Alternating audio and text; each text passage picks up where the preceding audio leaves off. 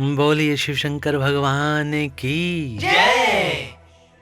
प्रिय भक्तों, श्री शिव महापुराण के शतरुद्र संहिता की अगली कथा है किरातावतार के प्रसंग में मूक नामक दैत्य का शूकर रूप धारण करके अर्जुन के पास आना, शिव जी का किरात वेश में प्रकट होना और अर्जुन तथा किरात वेशधारी शिव द्वारा उस दैत्य का वध। तो आइए भक्तों, आरंभ करते हैं इस कथा के साथ 39वां अध्याय। नंदीश्वर जी कहते हैं, हे मुने, तदंतर अर्जुन व्यास जी के उपदेशानुसार विधि पूर्वक स्नान तथा न्यास आदि करके परम भक्ति के साथ शिव जी का ध्यान करने लगे।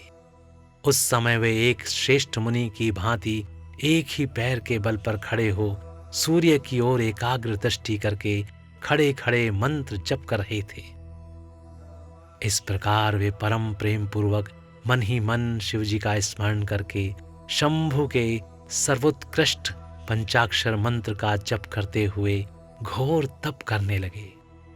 उस तपस्या का ऐसा उत्कृष्ट तेज प्रकट हुआ जिससे देवगण विस्मित हो गए। पुनः वे शिव जी के पास गए और समाहित चित्त से बोले। देवताओं ने कहा, हे सर्वेश, एक मनुष्य आपके लिए तपस्या में निरत है। हे प्रभु, वह व्यक्ति जो कुछ चाहता है उसे आप दे क्यों नहीं देते? नंदीश्वर कहते हैं, हे मुने, यों कहकर देवताओं ने अनेक प्रकार से उनकी स्तुति की। फिर उनके चरणों की ओर दृष्टि लगाकर वो विनम्र भाव से खड़े हो गए। तब उदार बुद्धि एवं प्रसन्न आत्मा महाप्रभु शिव जी उस वचन को सुनकर ठठाकर हंस पड़े और देवताओं से इस प्रकार बोले। शिव जी ने कहा, देवताओं, अब तुम लोग अपने स्थान को लौट जाओ। मैं सब तरह से तुम लोगों का कार्य संपन्न करूंगा। यह बिल्कुल सत्य है, इसमें संदेह की गुंजाइश नहीं है। नंदीश्वर जी कहते हैं, हे मुने, शंभु के उस वचन को सुनकर देवताओं को पूर्णतया निश्चय हो गया। तब वे सब अपने स्थान को लौट गए। इसी समय मूक नामक दैत्य शूकर का रूप धारण करके वहां आया। हे विप्रेंद्र, उसे उस समय मायावी दुरात्मा दुर्योधन ने अर्जुन के पास भेजा था। वह जहां अर्जुन स्थित थे उसी मार्ग से अत्यंत वेगपूर्वक पर्वत शिखरों को उखाड़ता, वृक्षों को छिन्न भिन्न करता तथा अनेक प्रकार के शब्द करता हुआ आया। तब अर्जुन की भी दृष्टि उस मूक नामक असुर पर पड़ी। वे शिव जी के पदों का स्मरण करके यूं विचार करने लगे। अर्जुन ने मन ही मन कहा, यह कौन है और कहां से आ रहा है? यह तो क्रूर कर्मा दिखाई पड़ रहा है।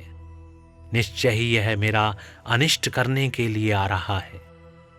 इसमें तनिक भी संशय नहीं है, क्योंकि जिसका दर्शन होने पर अपना मन प्रसन्न हो जाए वह निश्चय ही अपना हितैषी है, और जिसके दिखने पर मन व्याकुल हो जाए वह शत्रु ही है। आचार से कुल का, शरीर से भोजन का, वार्तालाप से शास्त्र ज्ञान का और नेत्र से स्नेह का परिचय मिलता है। आकार से, चाल ढाल से, चेष्टा से, बोलने से तथा नेत्र और मुख के विकार से मन के भीतर का भाव जाना जाता है। नेत्र 4 प्रकार के कहे गए हैं, उज्ज्वल, सरस, तिरछे और लाल। विद्वानों ने इनका भाव भी पृथक पृथक बतलाया है। नेत्र मित्र का संयोग होने पर उज्ज्वल, पुत्र दर्शन के समय सरस, कामनी के प्राप्त होने पर वक्र और शत्रु के दिख जाने पर लाल हो जाते हैं। इस नियम के अनुसार इसे देखते ही मेरी सारी इंद्रियां कलुषित हो उठी हैं। अतः यह निसंदेह शत्रु ही है और मार डालने योग्य है। इधर मेरे लिए गुरुजी की आज्ञा भी ऐसी ही है कि राजन, जो तुम्हें कष्ट देने के लिए उद्धत हो उसे तुम बिना किसी प्रकार का विचार किए अवश्य मार डालना। तथा मैंने इसलिए आयुध भी तो धारण कर रखा है। यों विचार कर अर्जुन बाण का संधान करके वहीं डटकर खड़े हो गए। इसी बीच भक्तवत्सल भगवान शंकर अर्जुन की रक्षा, उनकी भक्ति की परीक्षा और उस दैत्य का नाश करने के लिए शीघ्र ही वहां पहुंचे। उस समय उनके साथ गणों का यूथ भी था और वे महान, अद्भुत, सुशिक्षित भील का रूप धारण किए हुए थे। उनकी काछ बंधी थी और उन्होंने वस्त्र खंडों से ईशान ध्वज बांध रखा था। उनके शरीर पर श्वेत धारियां चमक रही थीं। पीठ पर बाणों से भरा हुआ तरकश बंधा था और वे स्वयं धनुष बाण धारण किए हुए थे। उनका गण यूथ भी वैसी ही साज सज्जा से युक्त था जिस प्रकार शिव भिल्लराज बने हुए थे। वे सेनाध्यक्ष होकर तरह तरह के शब्द करते हुए आगे बढ़े। इतने में सुअर की कर्राहट का शब्द 10 दिशाओं में गूंज उठा। उस शब्द से पर्वत आदि सभी जड़ पदार्थ झन्ना उठे।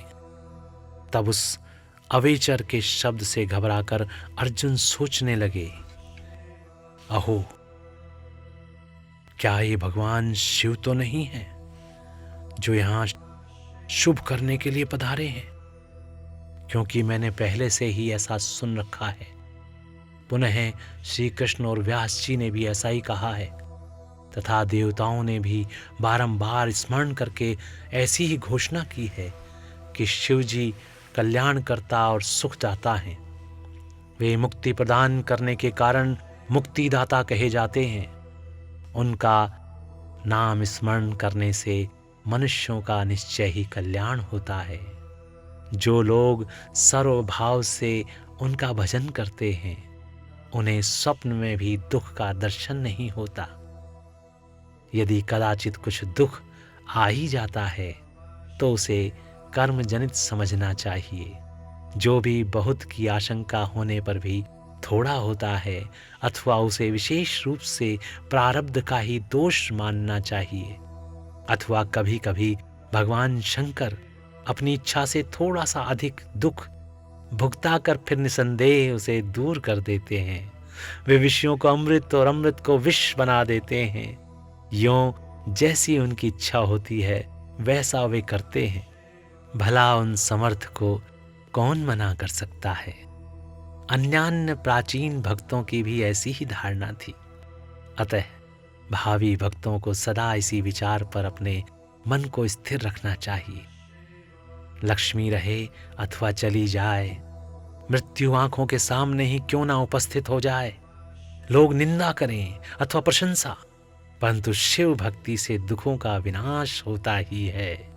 शंकर अपने भक्तों को चाहे वे पापी हों या पुण्यात्मा सदा सुख देते हैं। यदि कभी वे परीक्षा के लिए भक्तों को कष्ट में डाल देते हैं तो अंत में दयालु स्वभाव होने के कारण वे ही उसके सुखदाता भी होते हैं। फिर तो वह भक्त उसी प्रकार निर्मल हो जाता है जैसे आग में तपाया हुआ सोना शुद्ध हो जाता है। इसी तरह की बातें मैंने पहले भी मुनियों के मुख से सुन रखी है। अतः मैं शिव जी का भजन करके उसी से उत्तम सुख प्राप्त करूंगा। अर्जुन यो विचार कर ही रहे थे, तब तक बाण का लक्ष्यभूत वह सुअर वहां पहुंचा। उधर शिव जी भी उस सुअर के पीछे लगे हुए दिख पड़े। उस समय उन दोनों के मध्य में वह शूकर अद्भुत शिखर सा दिख रहा था। उसकी बड़ी महिमा भी कही गई है। तब भक्तवत्सल भगवान शंकर अर्जुन की रक्षा के लिए बड़े वेग से आगे बढ़े। उसी समय उन दोनों ने उस शूकर पर बाण चलाया। शिव जी के बाण का लक्ष्य उसका पुच्छ भाग था और अर्जुन ने उसके मुख को अपना निशाना बनाया था। शिव जी का बाण उसके पुच्छ भाग से प्रवेश करके मुख के रास्ते निकल गया और शीघ्र ही भूमि में विलीन हो गया तथा अर्जुन का बाण उसके पिछले भाग से निकलकर बगल में ही गिर पड़ा। तब वह शूकर रूपधारी दैत्य उसी क्षण मरकर भूतल पर गिर पड़ा। उस समय देवताओं को महान हर्ष प्राप्त हुआ। उन्होंने पहले तो जय जयकार करते हुए पुष्पों की वृष्टि की, फिर वे बारंबार नमस्कार करके स्तुति करने लगे। उस समय उन दोनों ने दैत्य के उस क्रूर रूप की ओर दृष्टिपात किया उसे देखकर शिव जी का मन संतुष्ट हो गया और अर्जुन को महान सुख प्राप्त हुआ। तत्पश्चात अर्जुन मन ही मन विशेष रूप से सुख का अनुभव करते हुए कहने लगे, अहो, यह श्रेष्ठ दैत्य परम अद्भुत रूप धारण करके मुझे मारने के लिए ही आया था, परंतु शिव जी ने ही मेरी रक्षा की है। निसंदेह उन परमेश्वर ने ही आज इसे मारने के लिए मेरी बुद्धि को प्रेरित किया है। ऐसा विचार कर अर्जुन ने शिव नाम संकीर्तन किया और फिर बारंबार उनके चरणों में प्रणाम करके उनकी स्तुति की। बोलिए शिव शंकर भगवान की जय। प्रिय भक्तों, श्री शिव महापुराण के रुद्र संहिता की ये कथा और 39वां अध्याय यहाँ पर समाप्त होता है। स्नेह से बोलिए, बोलिए शिव शंकर भगवान की जय। ओम नमः शिवाय, ओम नमः शिवाय, ओम नमः शिवाय।